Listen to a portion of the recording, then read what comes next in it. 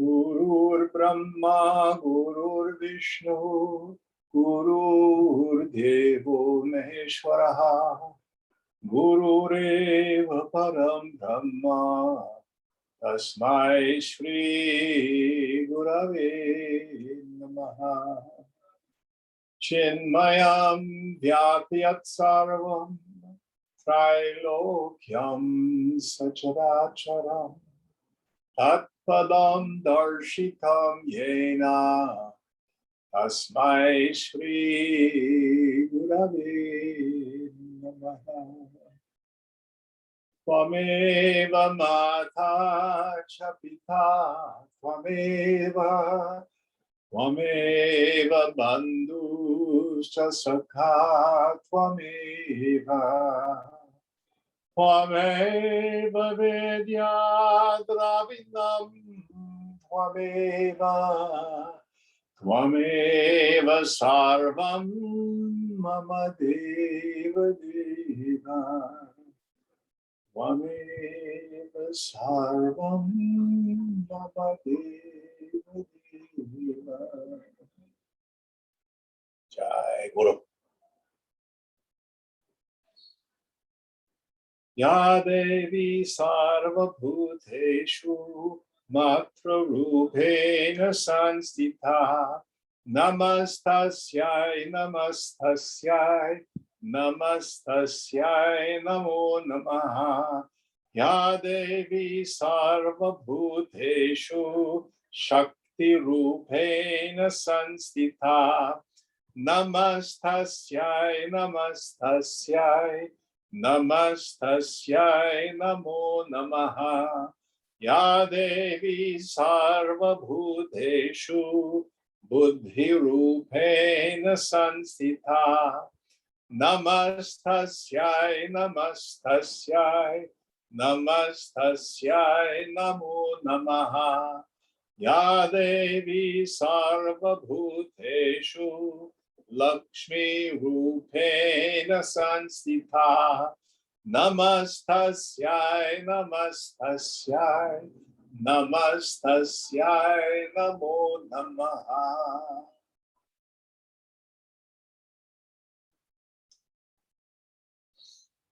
So we are still in the 15th chapter. And we are in the story of King Janaka.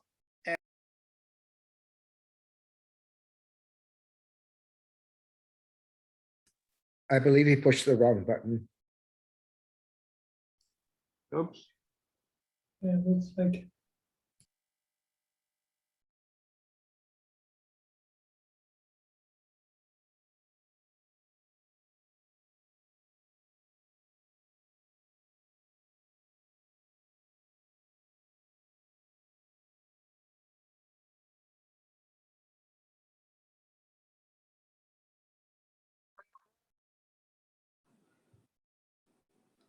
Okay, I'm back.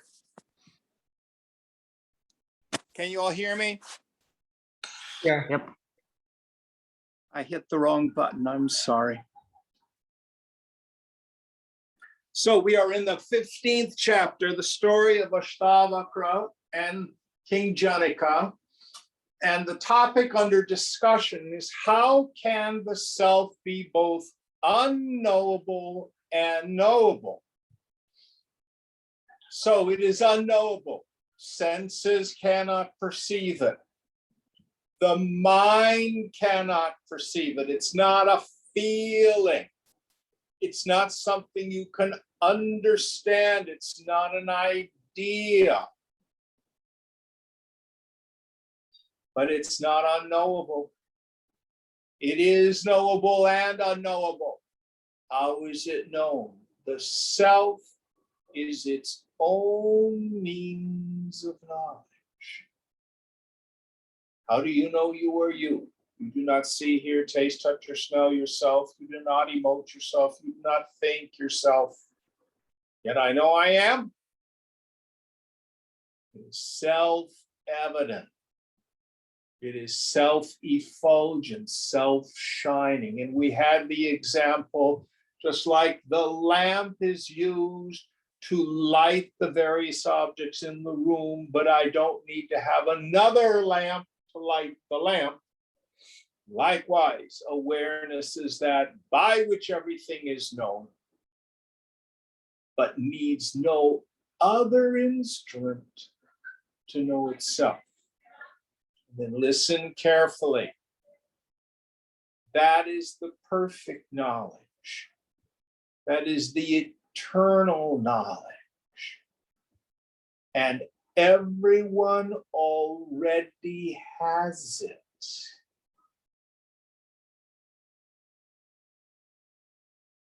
You go talk to the most miserable of creatures. How you doing? Oh, I'm miserable. By the way, do you exist? Oh, yes, I exist. What's your existence? My existence is miserable. Do you know your misery? Oh, yes, I know my misery. They thunder, I am, I know, I shine, I'm aware. But because of the ignorance in the mind, mind is that which suffers. So Yoga Vasishtha thunders, both bondage and liberation occur to the mind. The self is ever free. Your self doesn't get realized. It's already realized. When are you ever not you? But something very profound happens to the mind. What is my bondage? Nothing else but the deeply rooted conviction I am the body, I am bound. What is liberation? Nothing more than the deeply rooted conviction based in direct experience. Not that I'm a realized soul, not that I'm a Mahatma, but I am Brahman in a quiet mind. When all struggling has ceased, with this introversion of the attentive faculty, notice who or what is there. There's just the vast, empty space of consciousness.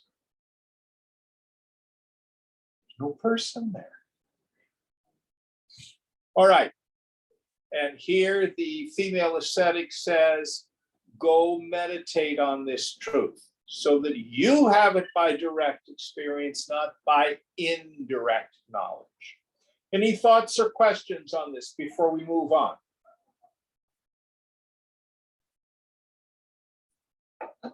What's our next verse? 90.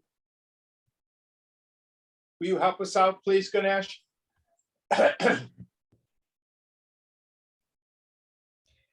Chidshaktiresha parama Tripura sarva samshraya sarvava asini kutra kadavana prakashate. This supreme consciousness power is Tripura, the transcendental one, who is the dwelling place or substratum of all, as a mirror is for the reflection. I'm sorry, go ahead. Where or when that supreme consciousness, which makes everything appear or manifest, does not shine. So the idea here is this classic example of the mirror and the reflection in the mirror. If you look in the mirror in the morning, is your reflection in the mirror? Well, yes and no. It is the mirror itself appearing as the reflection. There is no reflection apart from the mirror. Likewise, the world of name and form comes about like the reflection in a mirror. And here, the scripture emphasizes that nothing can be known if awareness is not there to know it.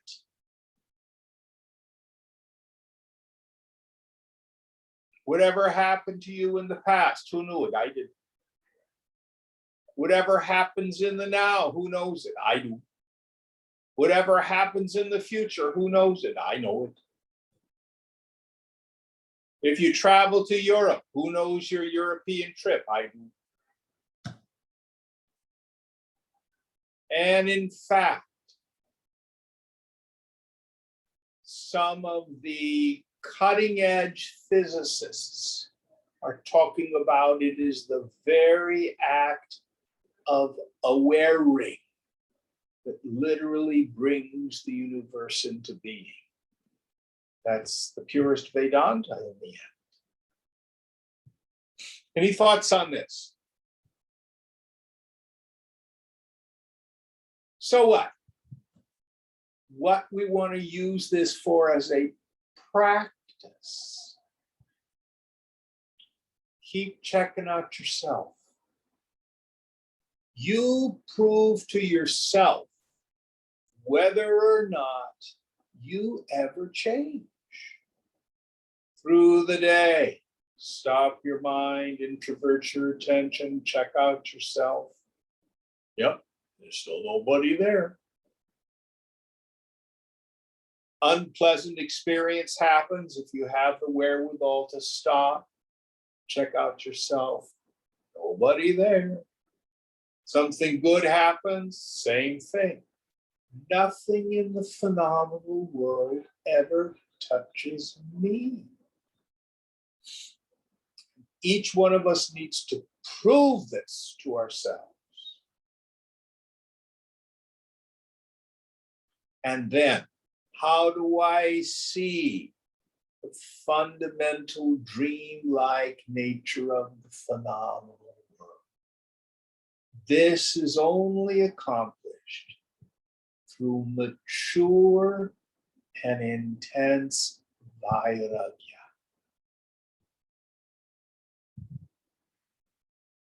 My deeply rooted belief in the reality of the phenomenal world is caused by my attachment to it.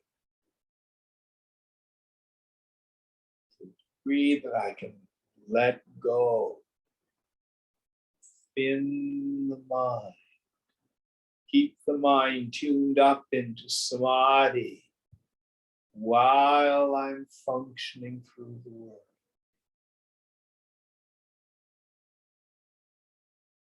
And the dreamlike nature of everything starts to reveal itself. Any thoughts on this?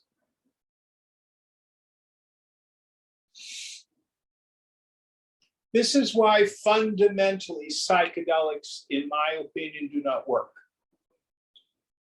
Maybe they open up all sorts of, chakras and things like that, and people may get a glimpse into the infinite.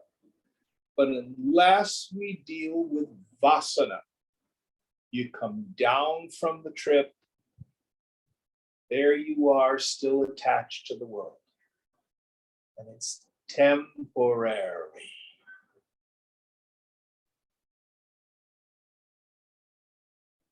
Next verse. Yada sana prakasheta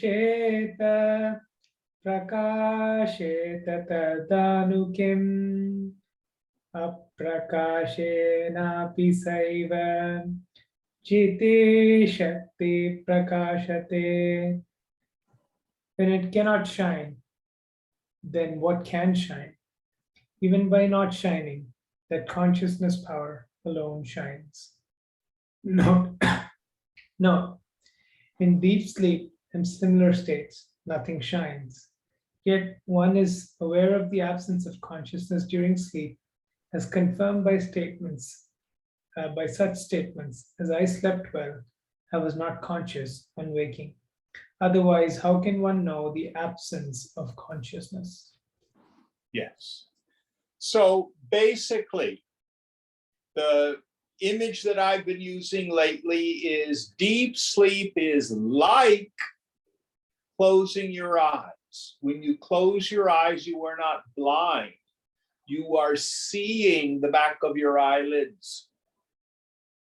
So if you close your eyes and I move the furniture around in the room, you do not see it. You cannot know it. But you are not blind.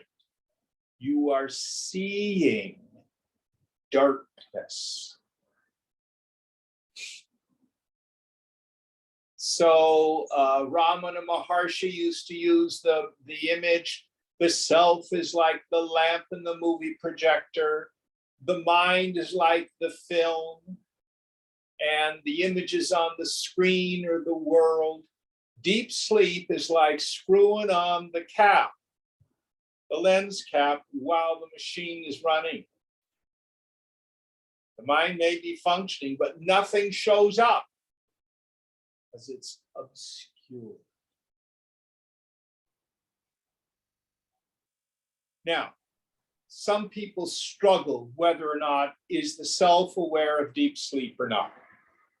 Don't worry about it. No one ever got enlightened in deep sleep. So just put it on the shelf if it's a difficult thing for you to understand. The work that we need to do is in the waking state. Any thoughts on this?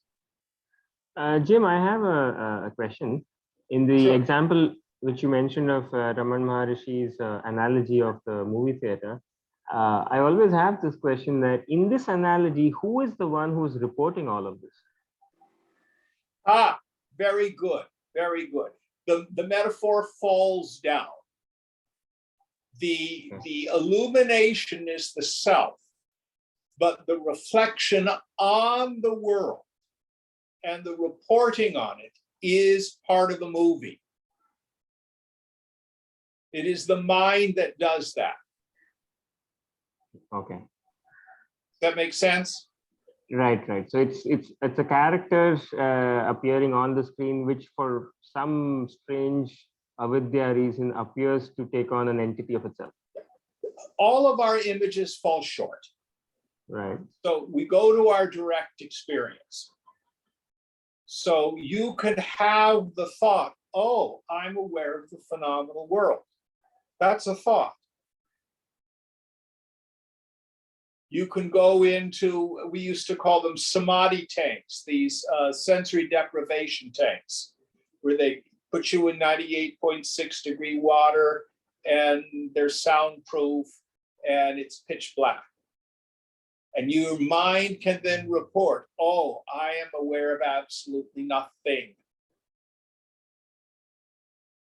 Now, in deep sleep, things are folded up so deeply you can't think. You can only have the memory when you wake up. Oh, I must have slept so soundly, I can't remember a thing.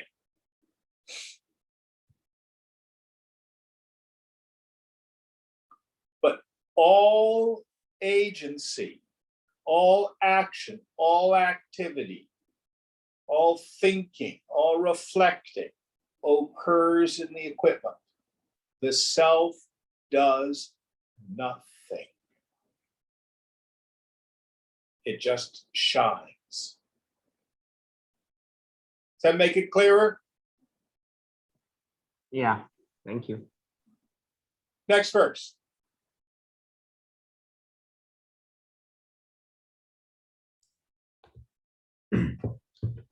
Aprakasho yatha bhati sanabhaya katham vada bhati chetsa katham bhati Vimrishayita susukshmataha. Say how that pure consciousness cannot shine as the absence of light or consciousness shines during sleep and the like. If that pure consciousness shines, how does it shine? Investigate this subtly. Note, even the state of absence of awareness is illuminated by consciousness. How can it not shine by itself? If it does, examine whether there is any illuminator at all for that self-shining consciousness. This is the purport. Yes. So it's very interesting. In this text, the words awareness and consciousness are used in complete reversal of the way, for example, they are in the book I Am That. So what we have is the stuff of mind, variously called chitta or chaitanya. And that's prakriti. We sometimes use that word. It's the stuff that sense perception, thought, feeling, etc. is memory, image is made out of. But there's always a subject-object relationship. Nirguna Brahman, the eternal subject. Saguna Brahman, all that is knowable. In the end, it's not a second substance. Chitta is actually nothing but chit appearing as the stuff of the life.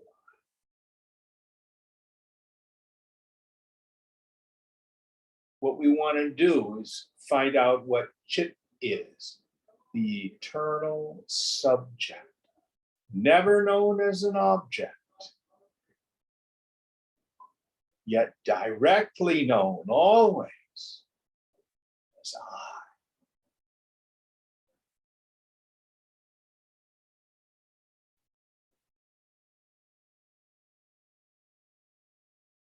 Any thoughts on this?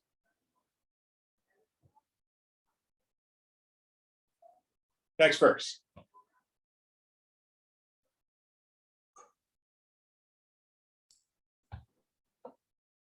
Oh, before we go on, when that chitta goes into its seed state, we call it avyaktaha, the unmanifest. That is the same as deep sleep. I illumine nothing, darkness. I can't even have the thought, oh, I'm illuminating nothing. That's a thought. That's even wrapped up into the nothingness, the avyakta. All right, next verse. Atra sarve na pashyanti kushala api panditaha anantara drishtiyastena mohita samsaranti cha. In this matter, all learned men who do not have their perception turned inward do not know, though they are clever. Because of that, they move about inwardly life deluded.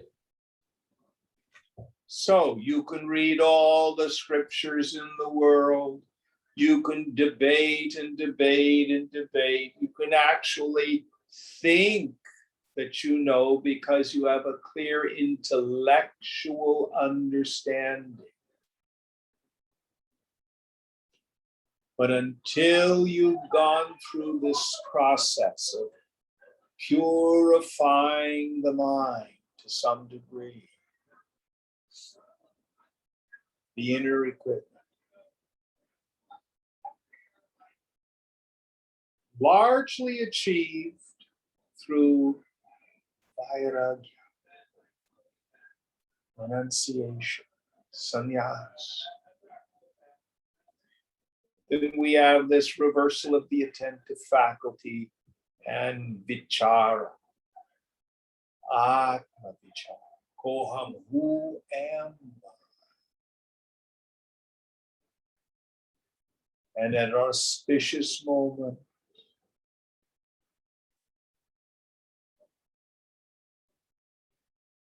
Swamiji used to say, when the last thought is thoughted, before the next thought starts thoughting,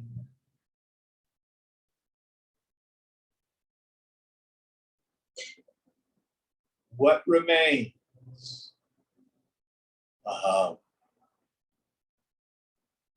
Then the mind returning from that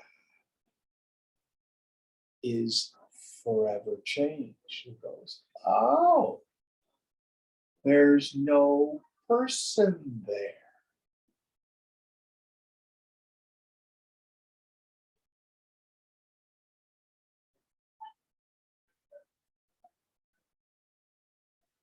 And the Buddhi becomes Buddha.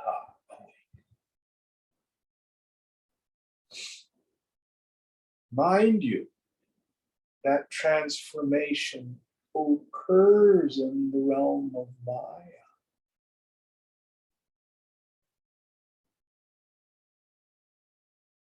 That transformation does not touch the self.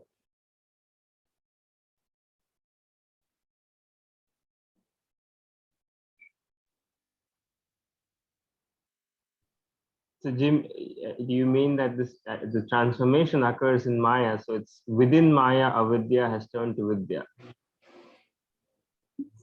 Remember, the self has no problem. It's the mind Right. that has the problem. See, let's locate the problem. The most miserable of creatures, his self has no problem.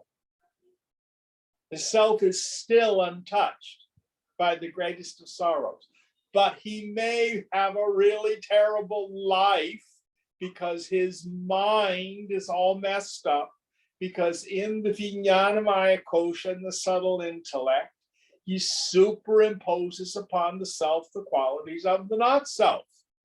That's the problem.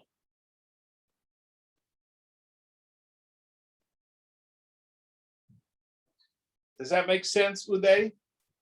Oh yes, yeah.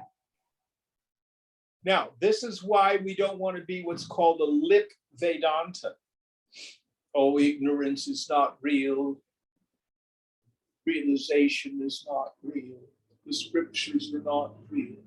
The guru is not real. Bondage isn't real. It's all Maya. Jagan Nitya, Jagan Nitya. I might as well just drink a bottle of gin because it's all Nitya. And then what they do is rationalize their suffering.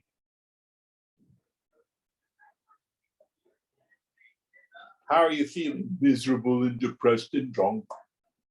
But it's an illusion. That's not liberation.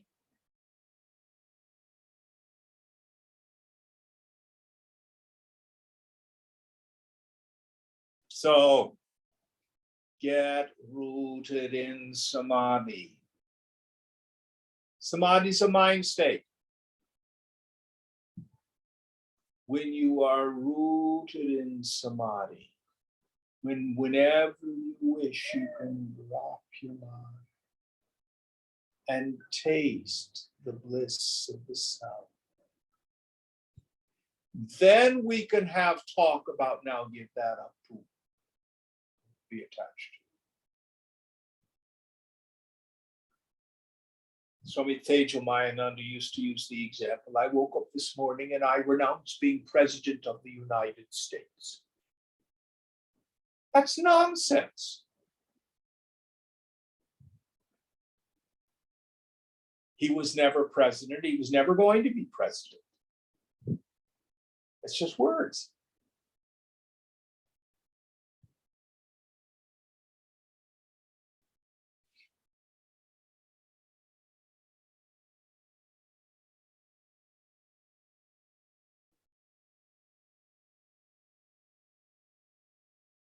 Any thoughts on this?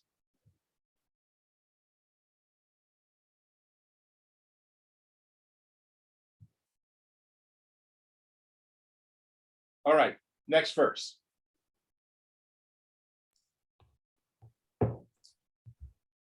Yavadrishti pravrittim tu na parityajya tishtati tavad antardrishtitapi na syad eva kathanchana. As long as the perception or the mind does not exist, abandoning activity or imagination, so long there cannot be the state of inwardness of perception on any account. So here the idea is, as long as the senses are still compulsively going out into the objects of the senses, as long as we have not the ability at least to thin the mind. Tanu manasaha.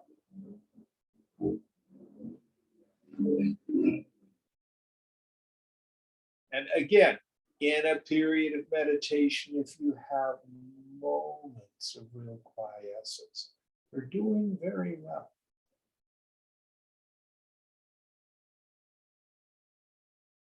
Samadhi does not need to be long.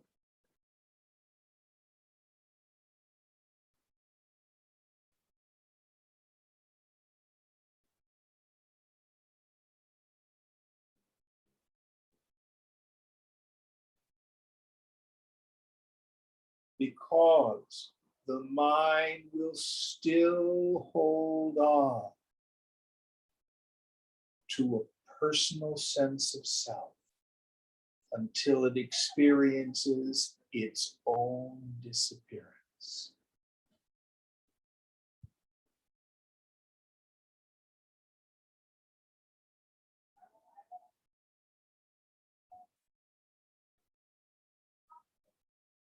Next verse.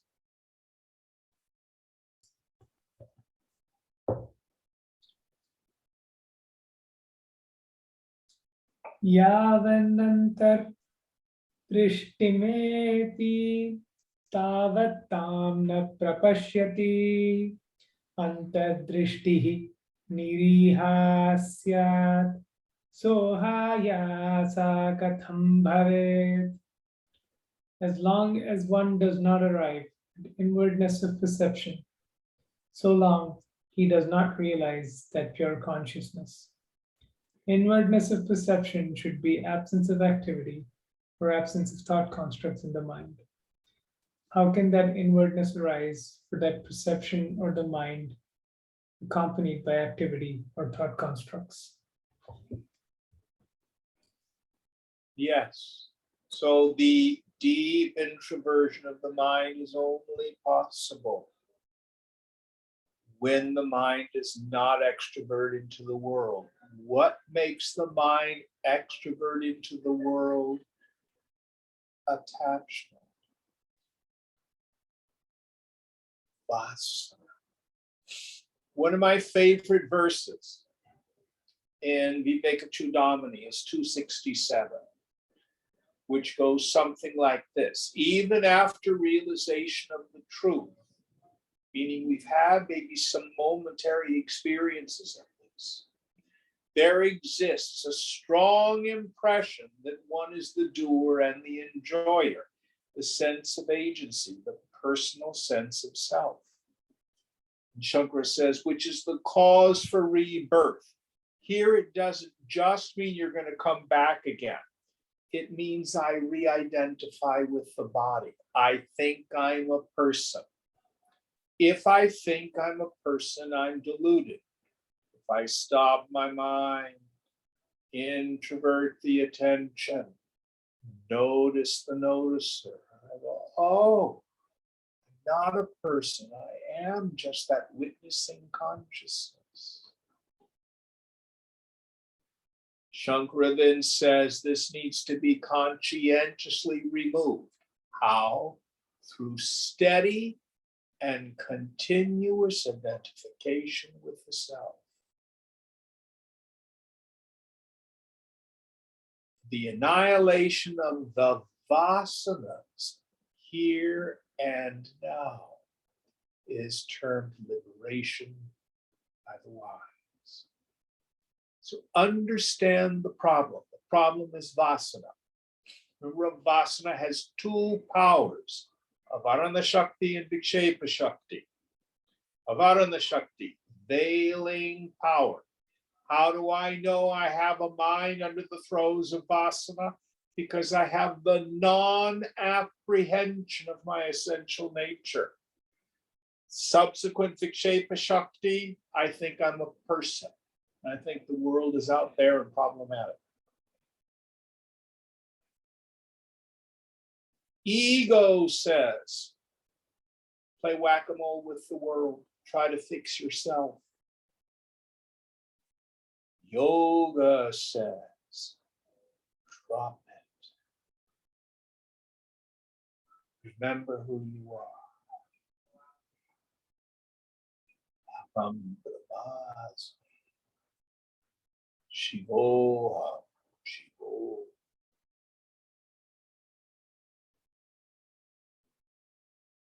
Asanguham, Asanguham, Asanguham,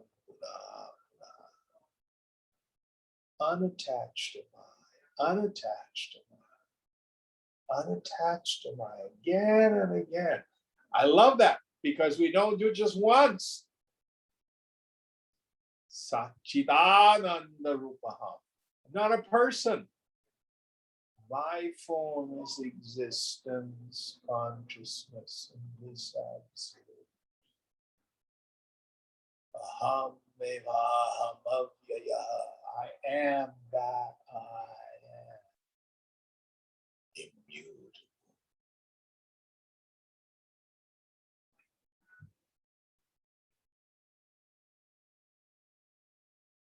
But we need to directly experience it. How do I know when my mind is at the moment freed from vasana? I have clear apprehension of my self-nature. It's that simple.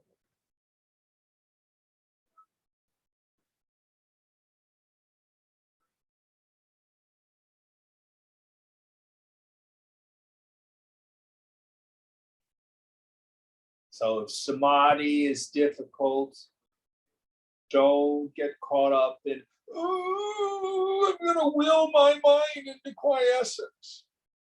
That's what we call a jada samadhi, an inert or dumb samadhi. The cause of not having easy samadhi is vasana, which is rooted in attachment and identification.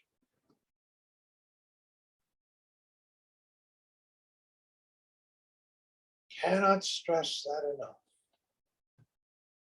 Keep your heart open and let go. That's all of the practice, right there.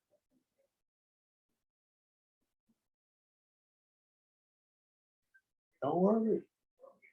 It's all going to work out. Nothing's going to harm you. It's all going to be okay. It all is okay. All will be well. Whatever tools you can remember to drop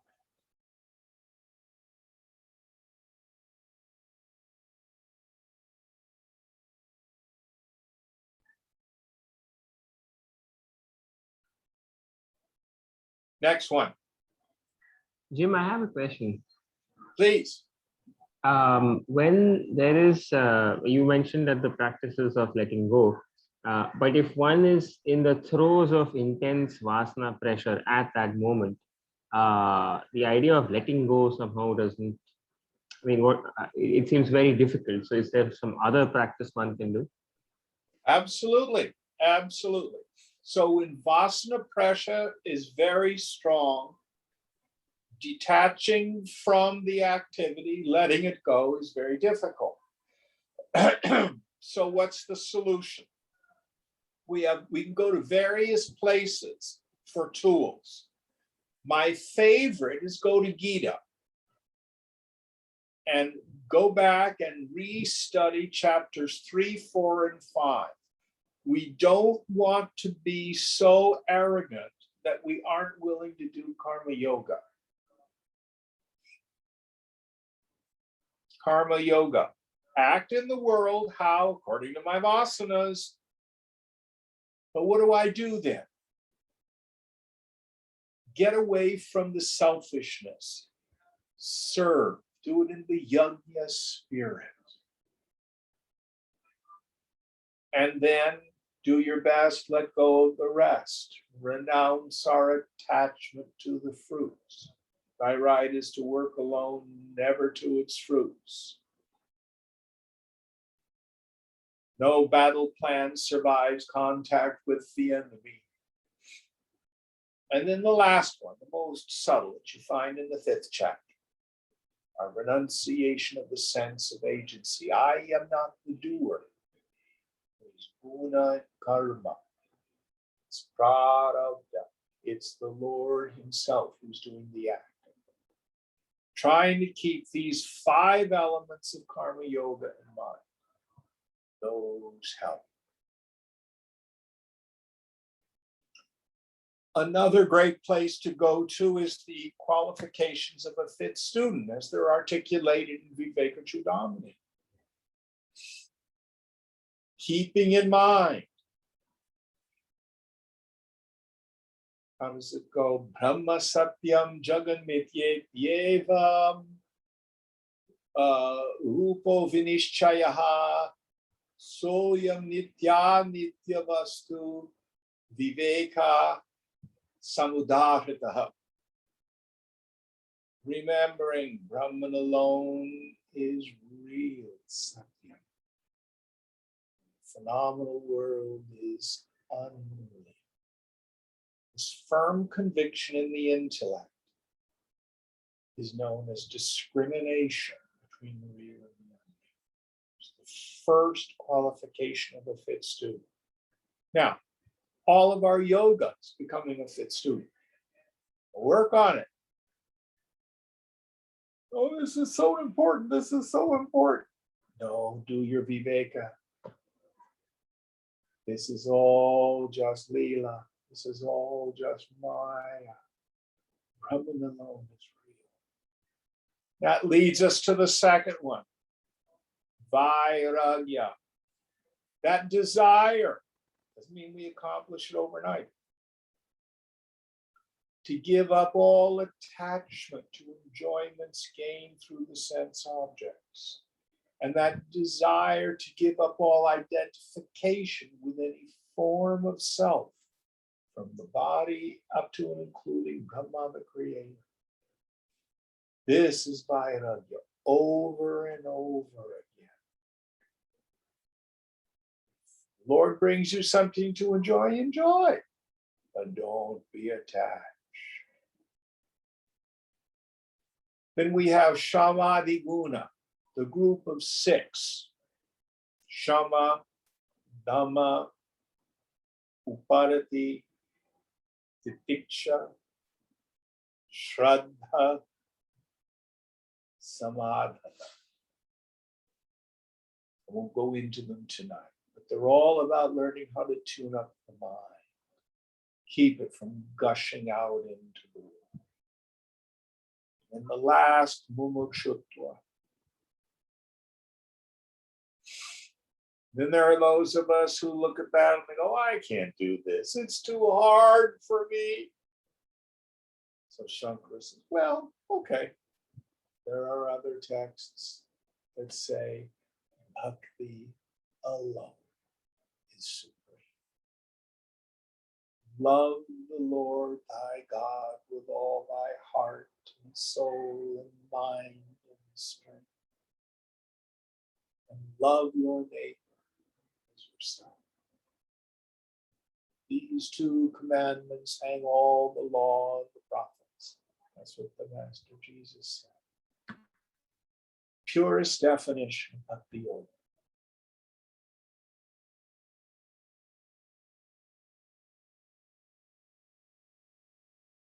If those are too difficult, we can go to the Raja Yoga tradition and be humble. Don't read sutras about samadhi. Go look at the yamas and the niyamas. practice those sinful things.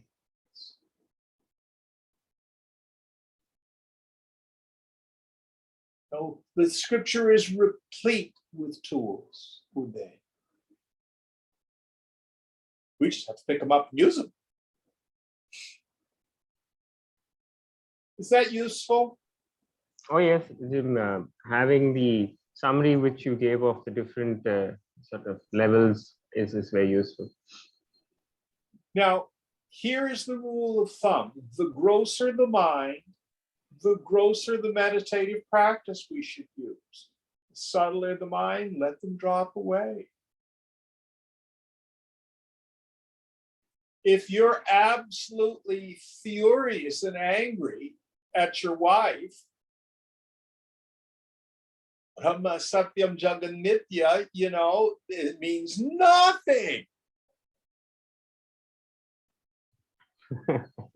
Restraint of tongue and pen might be the very best you can do.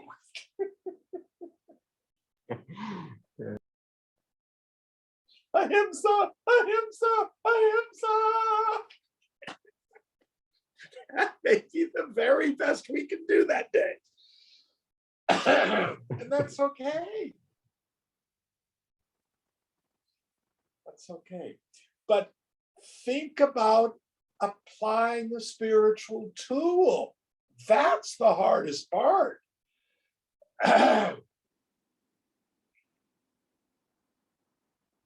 Venting is not a spiritual tool. Gossip is not a spiritual tool. Regret is not a spiritual tool. Worrying about the future is not a spiritual tool, yet that's what we do. Or retail therapy. Or what? Retail therapy. Well, therapy can be useful. No, I said retail therapy, shopping. Oh, retail therapy. Okay, yes. Yeah, that probably doesn't do much.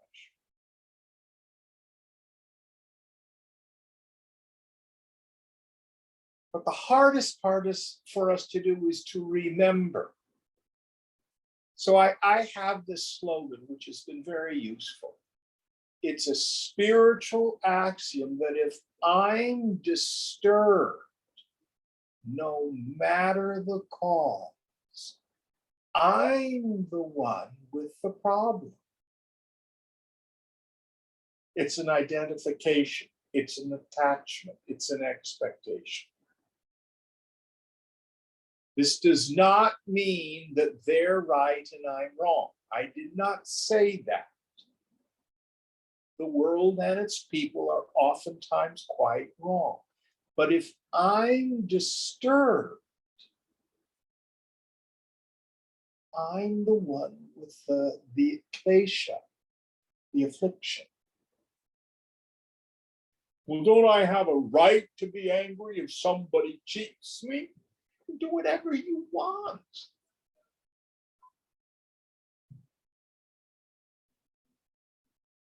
But if you're righteously indignant, we have yoga practices to bring you to some peace. Then, I like to say, be solution oriented.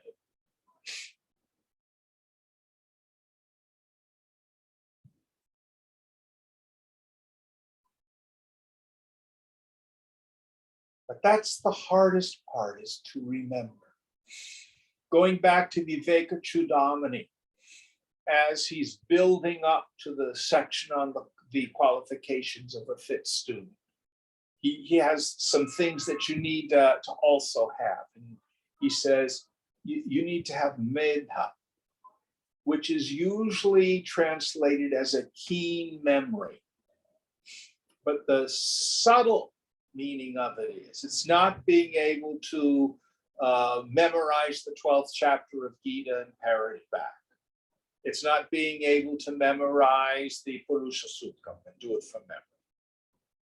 It means in the moment of life, you can remember to apply a spiritual tool.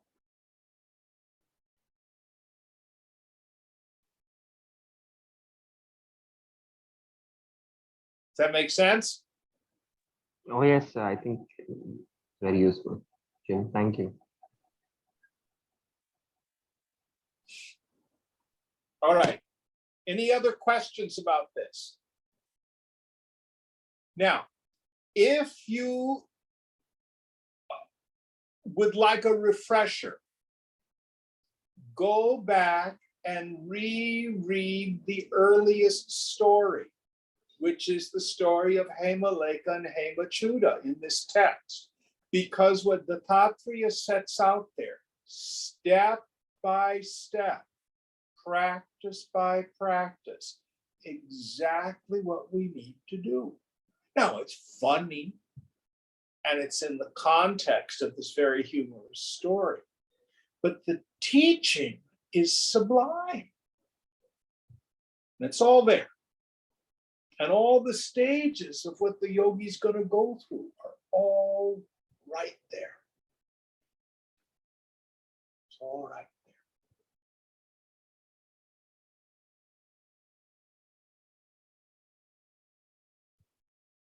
Very good questions, Uday. Anybody else? All right, next verse, please.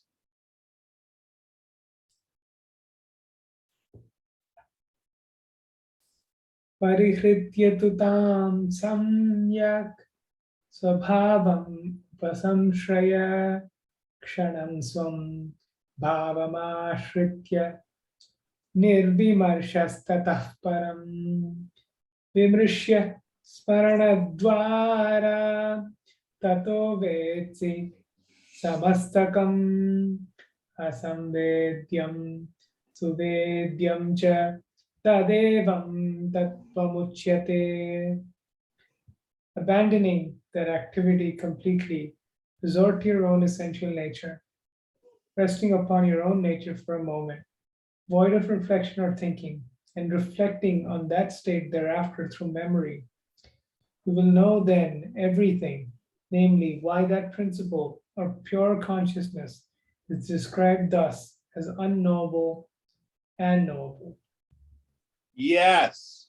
So exactly what I've been talking about, what self-realization is clearly explained in this verse. So after we've gone through this intense renunciation, remember Ashtavakra, very pure, learned Brahmana. He's done all these practices. And she says, sit in meditation. Withdraw your attention from the knowable. I like to say, you just put your thumb on your mind. Let it stop. Just. And with the attentive faculty introverted, space between thoughts.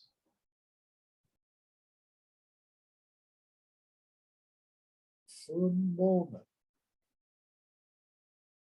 see if you can stop the mind.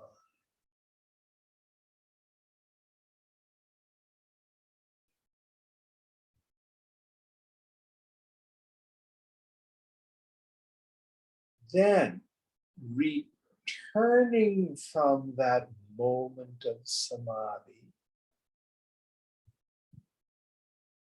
reflecting on it in the subtle intellect, you get the aha, the pratyabhinyana, the recognition. Oh, I get it. There's nobody there. Yet I am. Remember last week, And rubbing is the direct experience. Reflection is after the fact. Is it still or motion? Is it cool or warm? Second process. So also, you cannot rub your hands with your mind, but you can reflect on the experience after the fact. Likewise, bring your attention to the waistband of your trousers. Can you feel that? Yes, it's always been there. You did not achieve it, attain it, become it, acquire it. You just, with the attentive faculty, became aware. You noticed it. And then you can reflect on it. Oh, I put on a few pounds. My pants are too tight. Likewise, in that very quiet mind, who are you?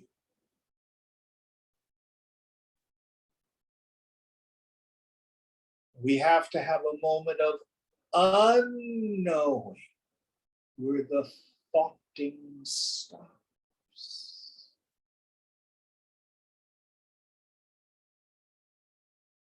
And when the mind returns,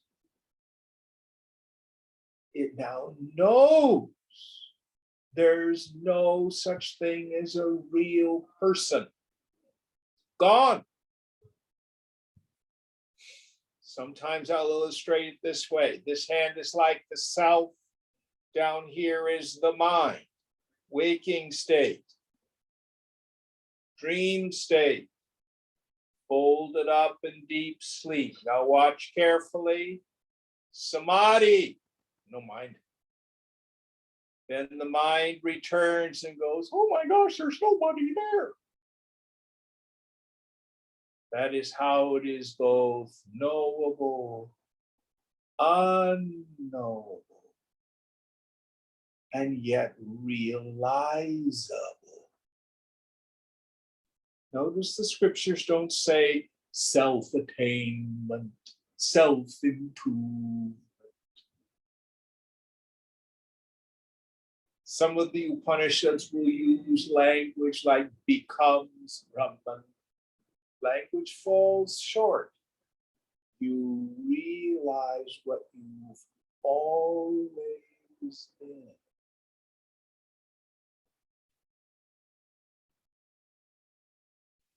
Who sees the phone? I do. Find out who that I is.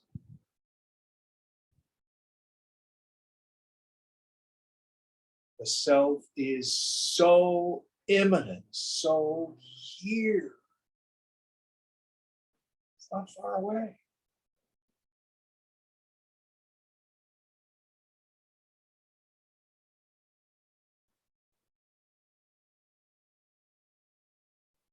Next verse.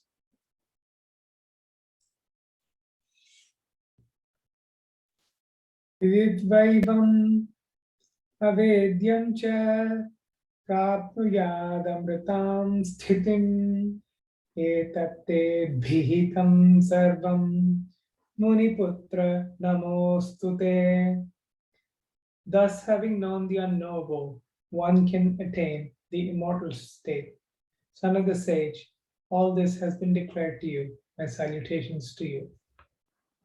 Yes. So she's shared with him the process where the very pure mind can know it.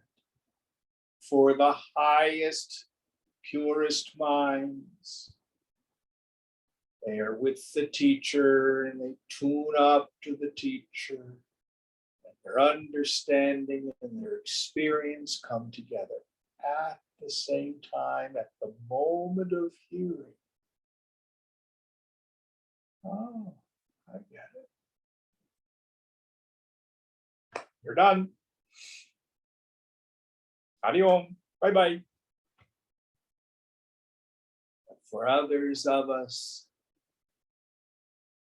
Shankara uses the metaphor like the moss or the algae that covers the tank of water in the village. The women come down to get the water and they move the moss aside. It's like in satsang. It's so clear. But because we still have vasana, the satsang, the moss comes back about it. You just keep doing it over and over.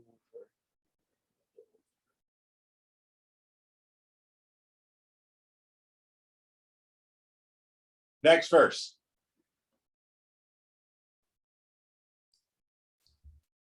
Vrajamyaham tvaya chaitanna vijñātam sakruchutte bodhishyati tvamesha raja buddhimatam varaha prichha bhuya samshayam te sarvam chesyati vai nrupaha. I'm going. This knowledge cannot be understood by you by hearing it once.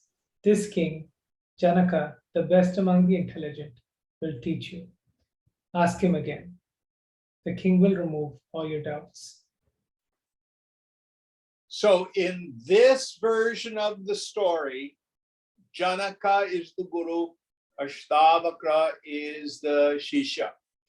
In the Ashtavakra Gita, the roles are somewhat reversed. So it's kind of interesting how various scriptures describe this wonderful interaction between these two great Mahatmas. So for Ashtavakra, he is not an A+ student. He's gotten a taste. But now Janaka, further enlightened.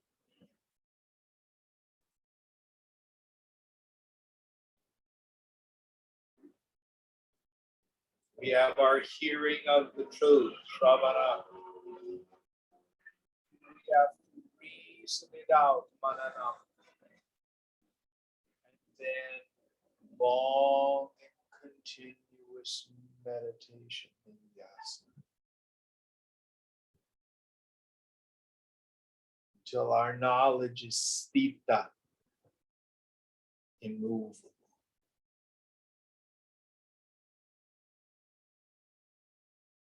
Next verse. Ityuktva pujita prajna pranatasa pranatacha sabhasadaihi vatunnabhra lekheva shanadanta shanadantidhamayo etatte bhitam rama vedana prakriyatmanaha. Having said thus, honored by the king and saluted by the members of the assembly, she disappeared in a moment like a streak of cloud driven away by the wind.